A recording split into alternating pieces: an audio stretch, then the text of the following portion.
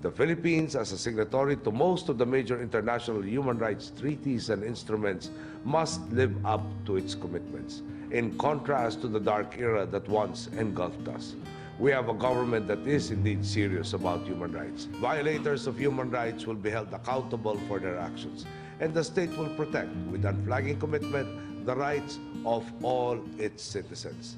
The culture of silence, injustice, and impunity that once reigned is now a thing of the past.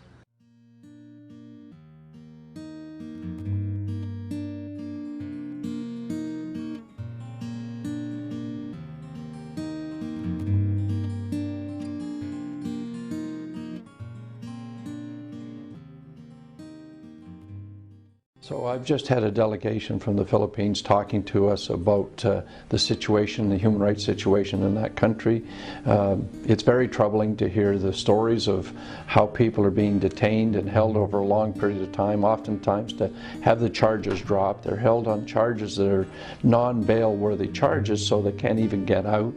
It sounds like the judiciary is backing up the military on these situations, so it's very troubling. We've also heard about the UN periodic review and a number of issues that were raised and are not being addressed, and very clearly there's a state over there of impunity where you're having extrajudicial killings, you're having people detained for no good reason, and people who are trying to do the right things are the ones that seem to be being abused by this particular government.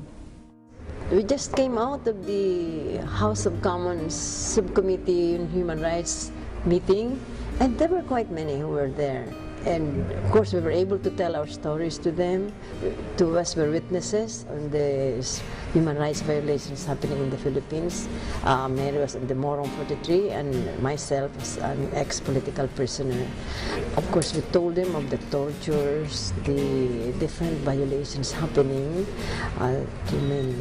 And the bishop who was with us, Bishop Margaux, was able also to tell of what's happening to his churches, that even the churches now are not immune from the human rights happening.